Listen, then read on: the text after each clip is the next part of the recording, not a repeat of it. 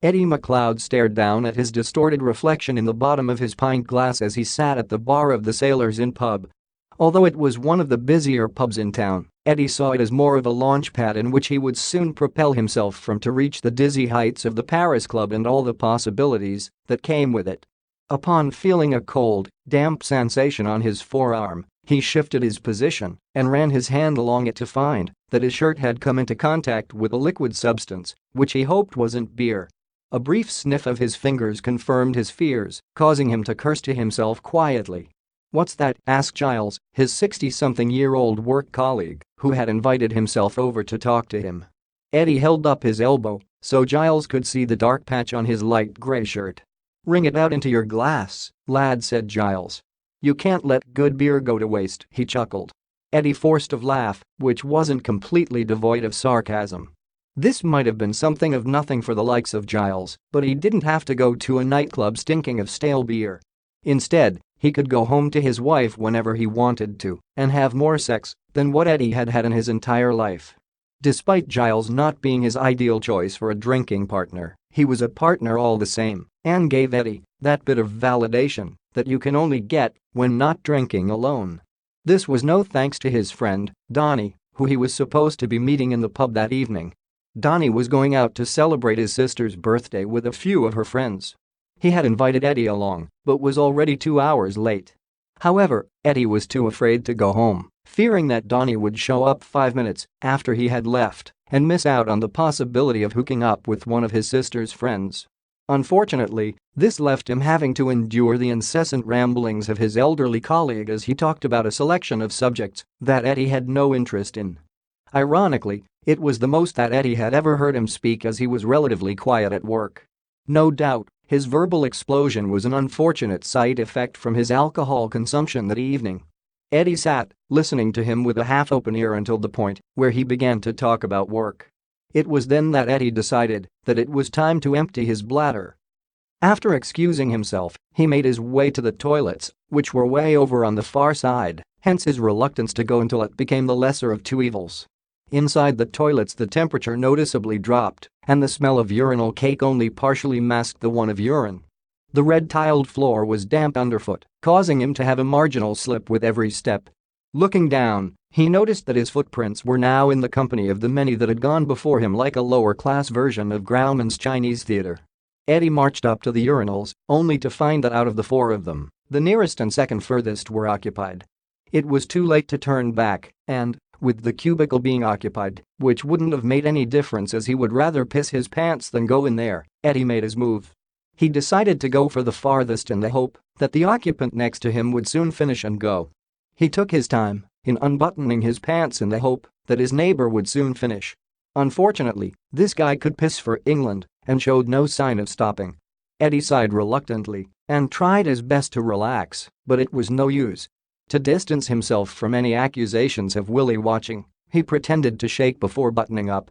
Hopefully the man didn't notice him not urinating as having a man stood next to him, pulling out his Johnson and shaking it a few times before leaving would look very suspicious. As he washed his hands he caught a glimpse of the rough-looking version of himself in the mirror. The harsh lighting was doing him no favors today as blemishes on his face that he never knew existed now stood out prominently. He also noticed that his right eye had become bloodshot and his hair had fallen into a state of disrepair, having become scraggly and unmanageable with several strands of his thin hair flopping over his face. When his hair was freshly washed, it looked okay and held together nicely, but after a windswept journey and a few hours of perspiring in a warm pub, things began to literally fall apart. He tried to comb it with his fingers, which made matters worse. In the end, he decided that his best option was to splash his face with cold water to cool down his skin and reduce the blemishes. He then filled a cupped hand with water and used it to plaster his hair to his head in the faint hope that it looked better when it dried. He gave himself a satisfied nod in the mirror and dried his hands on the back of his pants before returning to the pub. Unfortunately, his timing couldn't have been any worse as he bumped into Karen and Russell. Karen was his ex-girlfriend from his final year in high school. Although they had been in the same year, Eddie hadn't even noticed her until a friend of hers asked him out for her. She had thinned, mousy hair which allowed her prominent ears to poke through it and a pale complexion that was peppered with freckles. During the 6 months in which they were together, all his friends were getting girlfriends too and losing their virginities. Eddie had noticed this and tried to persuade Karen to assist him with misplacing his, but despite some passionate kissing and giving him permission to feel her tiny breasts once in a while, there was no sign that she was going to allow him to sleep with her. As the months rolled by, he casually chipped away at her, which was upsetting Karen and led to them having a heart-to-heart on the subject. It was then that she told him that she didn't want to have sex until they had left school, as she didn't want a reputation and also didn't want the worry of getting pregnant to get in the way of her exams. He didn't know why. She wasn't going to pass them anyway. She also said that once they had done it, he would expect it all the time. To this, he told her he wouldn't, but they both knew it was untrue. After their chat, it became evident that if he continued to pressure her, she would end the relationship. With this in mind, Eddie agreed to keep things the way they were. He had a better chance of getting laid with a girlfriend than without one, and he was also serious about her as a person. In the end, he took the safe option and told her that she was worth waiting for. However, this outpouring of respect didn't stop her from dumping him 2 weeks later. Nor did it stop her from sleeping with a 19-year-old boy racer a week after that. Eddie had never really gotten over her. Not because she was the love of his life or anything like that, but because nobody had ever shown that level of interest in him before or since. The main reason for that was because he was unattractive. Apart from him being short, he had thin lips, downward slanting eyes and a rounded jawline, but the jewel in the crown was his big nose. Normally, if a man is asked to give himself a mark out of 10, he would usually give himself a 7, but not Eddie. He considered himself a 3. If he had to rate Karen, which he had done several times in the past, he would say that she was about the same. The sensible way of thinking would be that they made an ideal match. However, she, like many of the other women he knew, would try and punch above their weight. Proof of this was presented literally right in front of him in the form of Russell, who really was a 7. He had big, blue eyes with long lashes, high cheekbones and a perfect smile. During a brief time in year 8, when Eddie and Russell had been friends, Eddie's own mother had even commented on Russell's looks. Although Eddie could see where she was coming from, he considered his attributes as a little bit feminine and had penciled him in for homosexuality, a theory that came back to bite him in the arse in the cruelest of ways. Looking at the pair, it was apparent that Russell had taken a step down in looks in order to be the dominant force in the relationship, which he ruled, as rumor had it, quite literally, with an iron fist. "You two know each other, don't you?" said Karen, pointing alternately between the two of them. Both men gave a subtle nod in agreement. "Me and Eddie went out with each other at school," she informed Russell, who obviously already knew. She then turned to Eddie. "Didn't we, Eddie?" Eddie nodded as he glanced across to Russell, who looked at his watch and sighed. "How long did we go out for?" "About a month, wasn't it?" She knew full well that it was much longer than that, Eddie thought, but if she wanted to play that game, no. Eddie shook his head, just as Karen had expected. It was only about 2 weeks. Watching Karen's expression change was the highlight of Eddie's evening. No, she shook her head adamantly. It was longer than that. Well, 3 weeks, perhaps. While Russell wasn't looking, Karen knitted her brow, staring at Eddie hard with those little, piercing, dirty green eyes. "Well, maybe it was a month," Eddie conceded. "It was so long ago I can barely remember," he added. Karen realized she was in a no-win situation and changed the subject to how her and Russell got together and how happy they were. Eddie politely nodded here and there and gave the odd one-word answer wherever necessary until he was finally saved by the bell, the last order's bell. When Eddie returned to the bar, a girl wearing a tight t-shirt and an even tighter miniskirt was standing right next to his stool. She had short, blonde hair and, while not having the prettiest of faces, had acquired the attention of most of the men around. Eddie had to squeeze past her in order to sit back down before ordering himself a pint, seeing as though Giles hadn't bothered to get him one. "Would you like a drink?" Eddie asked the girl, thinking that he might as well try his luck seeing as she was right there. Who knows? Eddie thought to himself. Maybe fate has brought us together. "No," she replied, rather curtly. "Why not?" Eddie blurted out without thinking. She looked him up and down with great disdain. "Why would I? You're short, you're ugly, and, judging by the clothes you're wearing, you couldn't afford a girl like me. Why, how much do you charge?" Eddie laughed, returning serve on the insult. Suddenly, Eddie felt a cold wave crash over his face as the entire contents of his pint thrown in his face. Trying to keep his cool, he asked the barman for a towel. With a grin on his face, the barman handed him one before holding out his hand. "That'll be $3.90 please." Eddie begrudgingly handed over the money for the beer that was now dripping off his face and down his neck. "I'll have another one of those please, but in the glass this time," he smiled.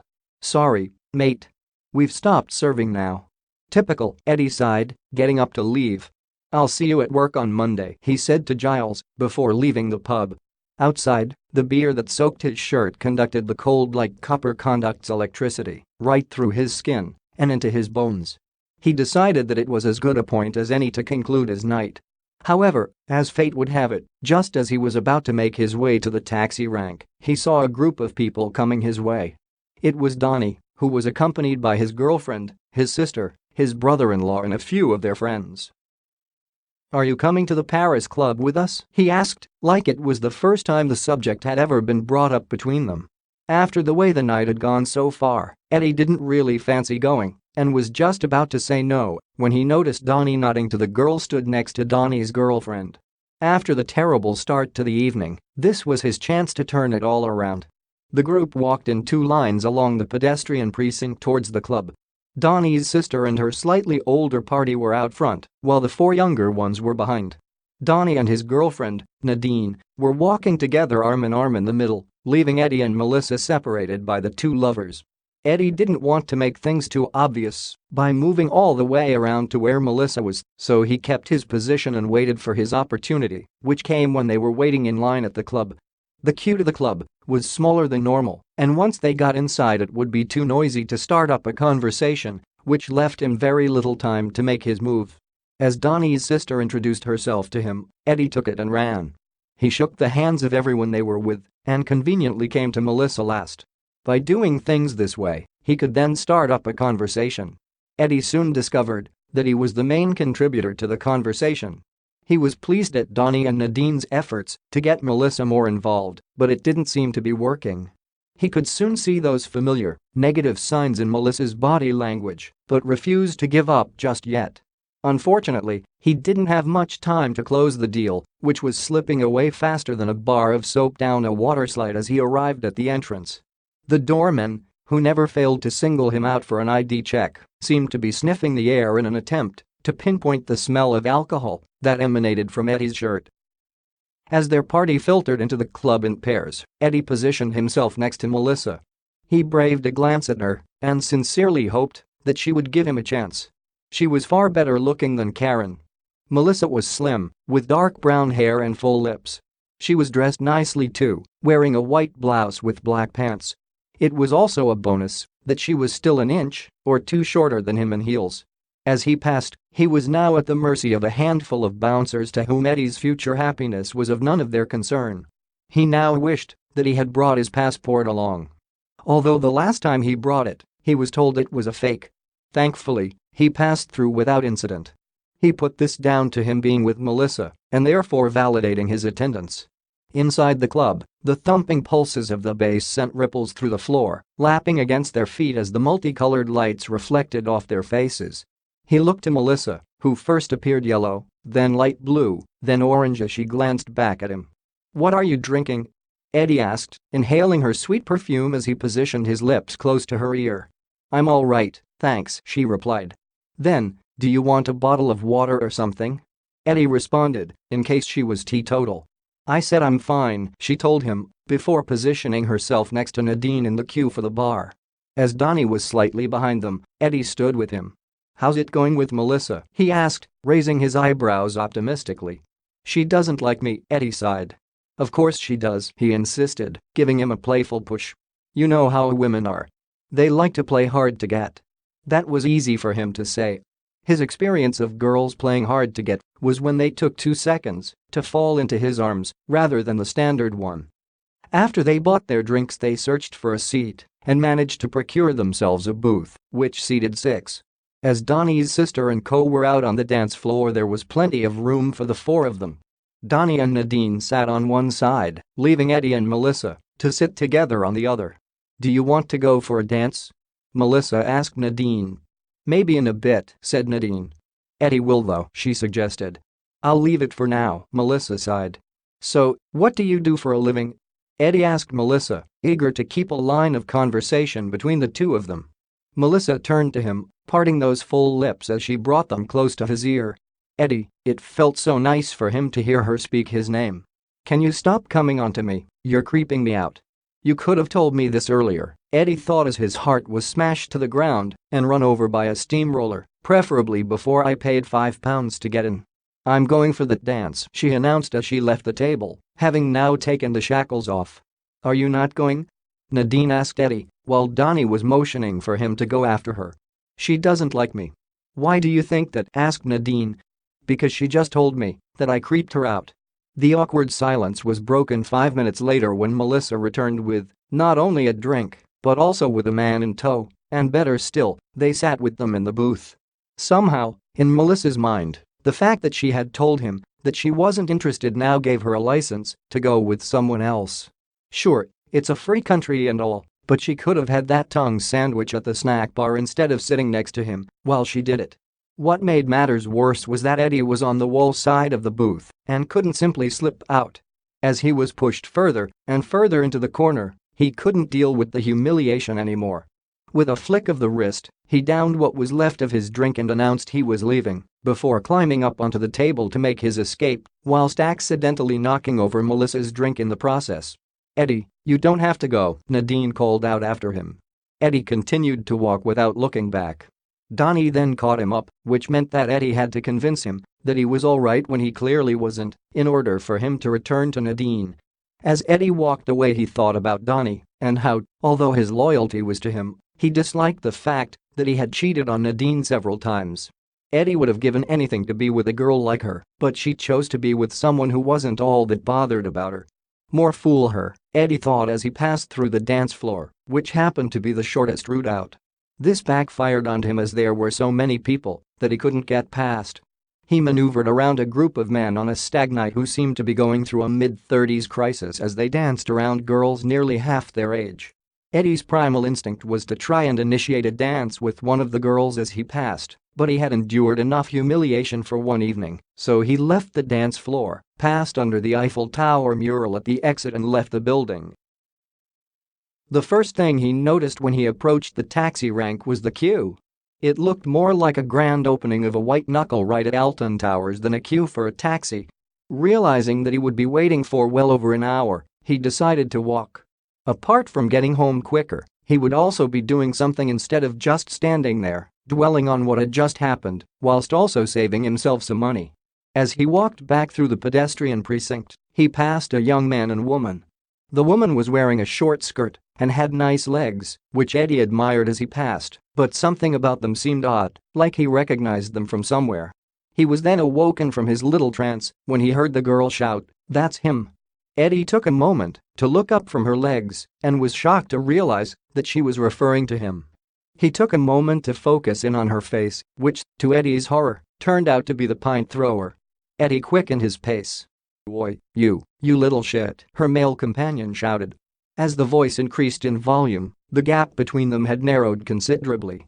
Eddie's heart began drumming loudly as the two of them came within feet of him. "Do you call my girlfriend a whore?"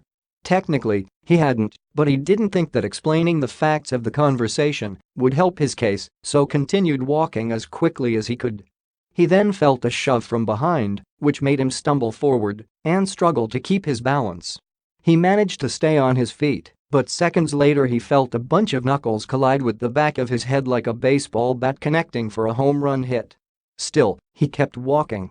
There was then another punch, this time from the side, which caught him on the upper part of the cheekbone, close to his temple. Eddie still continued to walk until the man grabbed him and swung him round in circles until he finally connected with the ground. He then proceeded to kick him wherever he could. "Kick his fucking head in," shouted the woman, her voice beginning to crack. A couple of men in their late 20s passed by and observed the commotion from behind the kebabs that they were gnawing at but decided to mind their own business. Eddie then felt a sharper kick, which he presumed to be that from the pointed toe end of a stiletto shoe, which got him between the rib bones in his back. The couple then walked away, leaving Eddie huddled in a ball on the ground. He could hear the woman laughing and bitching about him as the voices and footsteps faded into the distance. Eddie decided to wait a couple of minutes before he risked climbing to his feet. He didn't want to fall back down from the beating, the alcohol or the dizziness from being swung around. After a brief summary of his injuries in a nearby shop window, he deemed himself fit for his journey home.